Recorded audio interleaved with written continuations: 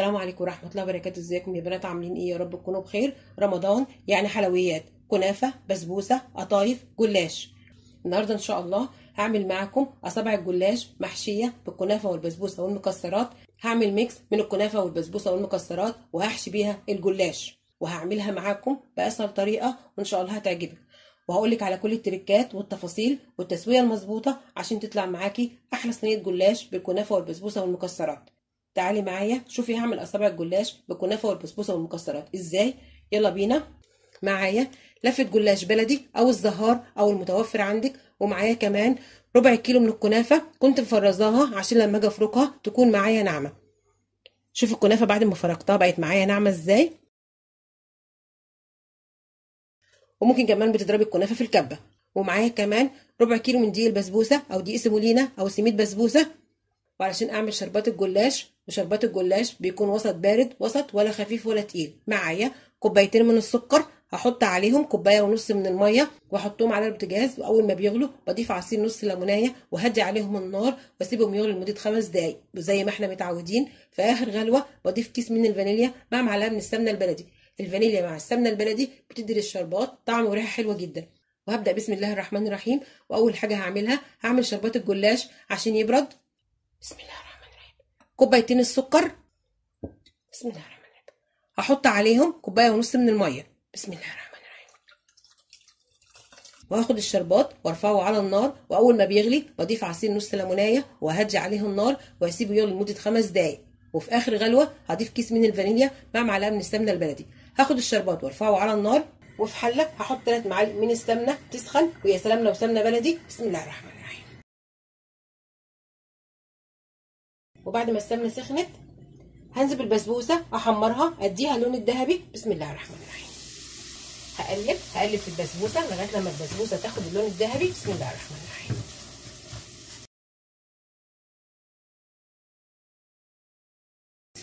انا حاطه البسبوسه على نار متوسطه وهفضل اقلب فيها لغايه لما كلها تاخد اللون الذهبي. وطبعا ايدك بتفضل فيها عشان البسبوسه ما تتحرقش.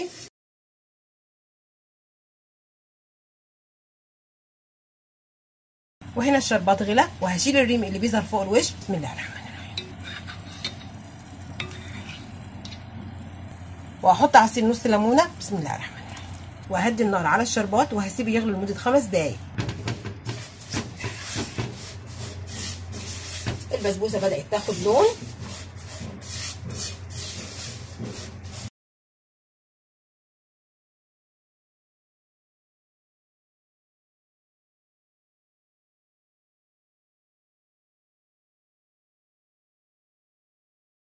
كده البسبوسه اخدت اللون الذهبي. هطفي البوتاجاز واحط البسبوسه في طبق تتهوى عشان لونها ما يغمقش اكتر من كده. وكده خلاص الشربات جاهز. حطيت الفانيليا والسمنه البلدي. هطفي النار واسيب الشربات لغايه لما يبرد. ونفس اللي عملته في البسبوسه هعمله في الكنافه. هحط في الحله 3 معالق كبار من السمنه. بسم الله الرحمن الرحيم. ويا سلام لو سمنه بلدي. بسم الله الرحمن الرحيم. هسيب السمنه لغايه لما تسخن وهنزل بالكنافه. بسم الله الرحمن الرحيم. وبعد ما السمنه سخنت هنزل بالكنافه احمرها تاخد اللون الذهبي. بسم الله الرحمن الرحيم. بسم الله الرحمن الرحيم. هقلب. بسم الله الرحمن الرحيم.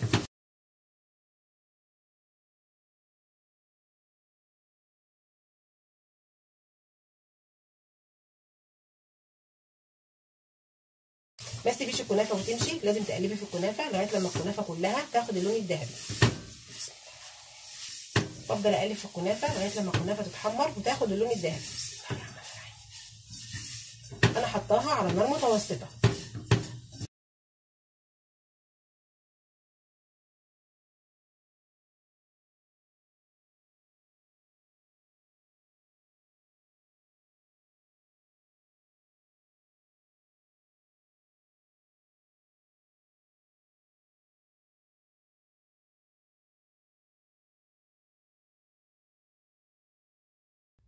كده الكنافه اتحمرت واخدت لون حلو. هطفي البوتاجاز واحط الكنافه في طبق عشان تتهوى، عشان لونها ما يغمقش اكتر من كده. هسيب البسبوسه والكنافه لغايه لما تبرد وهرجع اعمل معاكم اصابع الجلاش بالكنافه والبسبوسه والمكسرات. استنوني.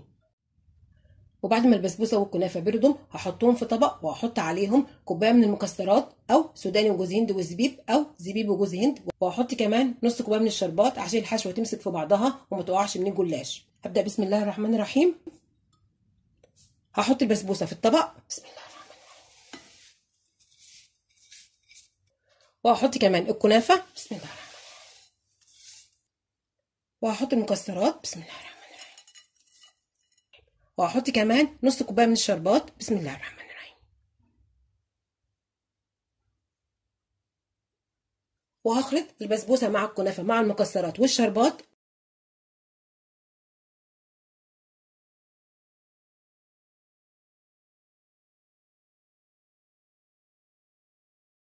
وهبدأ بسم الله الرحمن الرحيم وهعمل أصابع الجلاش بالكنافة والبسبوسة والمكسرات. أخدت ورقة من لفة الجلاش وبقية اللفة حطيتها في فوطة نضيفة وغطيت عليها عشان الجلاش ما ينشفش. شوف البسبوسة والكنافة كلهم لون واحد ازاي. ومعايا كوباية من السمنة المذابة. هبدأ بسم الله الرحمن الرحيم واخد من السمنة المذابة وهمسح بيها ورقة الجلاش بسم الله الرحمن الرحيم عشان أصابع الجلاش تطلع معاكي مورقة وحلوة.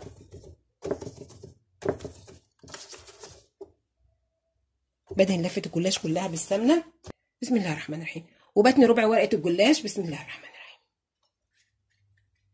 بالشكل ده تنيت ربع ورقة الجلاش وهدينها بالسمنة بسم الله الرحمن الرحيم. وهاخد من الحشوة بسم الله الرحمن الرحيم واحط على ورقة الجلاش بسم الله الرحمن الرحيم.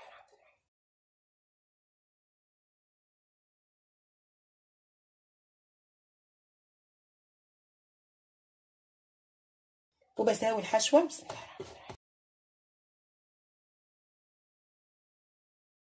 ممكن تعملي ورقتين مع بعض من الجلاش، بس صباع الجلاش بيكون تخين معاكي شوية. هلفها رول بسم الله الرحمن الرحيم.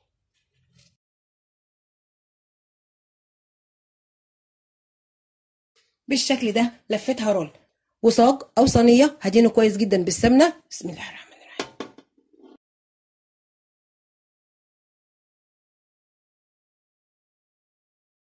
بالشكل ده وهحط فيه الجلاش بسم الله الرحمن الرحيم.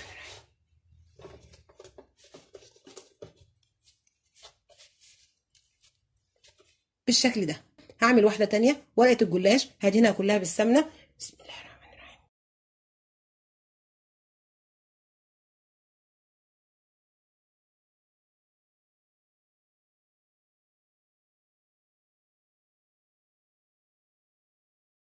وهدني ربع ورقه الجلاش بسم الله الرحمن الرحيم.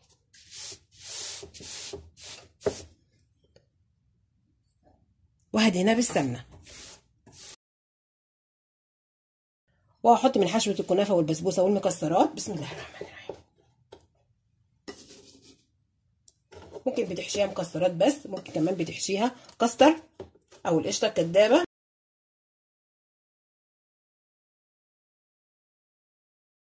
وبتساوي الحشوه بسم الله الرحمن الرحيم.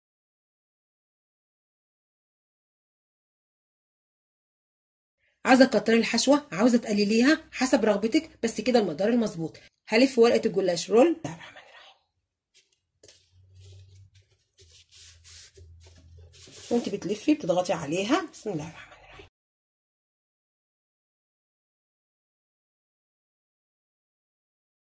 وفتحه الجلاش بحطها في الصينيه من تحت بسم الله الرحمن الرحيم. هحط الفتحه من تحت بالشكل ده.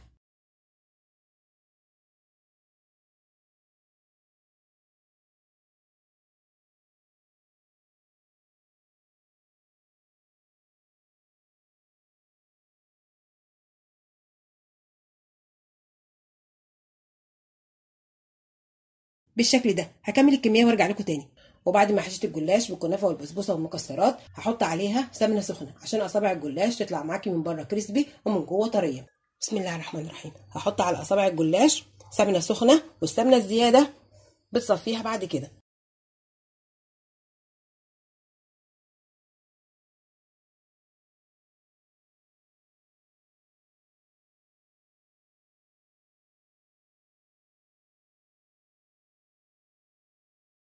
بسم الله الرحمن الرحيم. هوزع السمنه على اصابع الجلاش بسم الله الرحمن الرحيم. وزعت على اصابع الجلاش بكنافه والبسبوسه والمكسرات نص كوبايه من السمنه السخنه عشان اصابع الجلاش تطلع معايا من بره كريسبي ومن جوه طريه. واخر حاجه هعملها هقطع اصابع الجلاش اللي بالكنافه والبسبوسه والمكسرات قبل ما تدخل الفرن، وهتقطعيها حسب رغبتك. هقطعها من النص الاول بسم الله الرحمن الرحيم، وبعدين هقطع النص اللي قطعته على نصين بسم الله الرحمن الرحيم.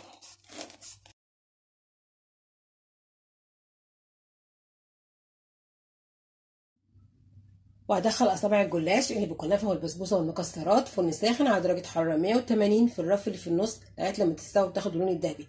لو في جنب من الصينيه استوى واخد اللون الذهبي هتغطيه بورقه من الفويل وتسيبي باقي الصينيه تكمل سواها. وبعد ما بتستوي اصابع الجلاش اللي بالكنافه والبسبوسه والمكسرات لو فيها سمنه زياده هتصفيها.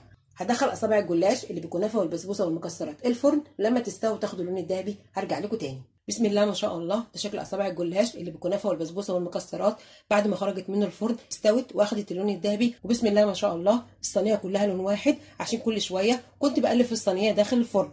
وهسقي اصابع الجلاش اللي بالكنافه والبسبوسه والمكسرات الشربات الوسط البارد بسم الله الرحمن الرحيم. هوزع الشربات على اصابع الجلاش اللي بالكنافه والبسبوسه والمكسرات بسم الله الرحمن الرحيم.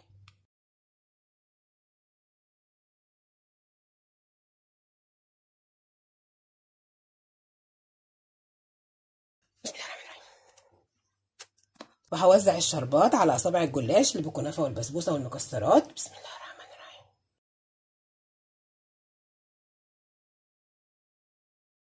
هخلي اصابع الجلاش كلها تشرب الشربات.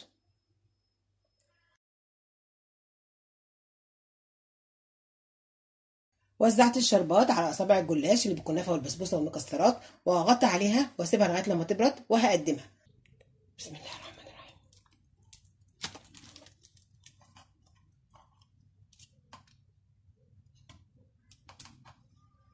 بسم الله ما شاء الله، بسم الله ما شاء الله، شكلها حلو جدا.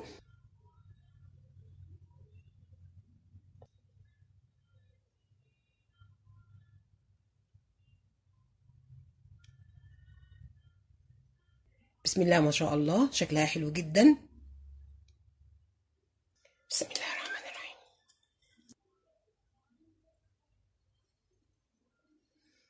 بسم الله الرحمن الرحيم.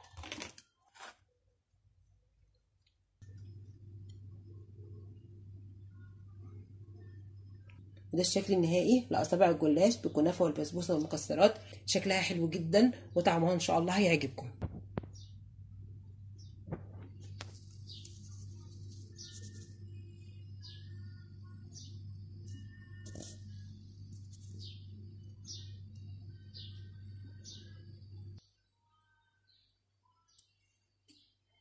بسم الله الرحمن الرحيم.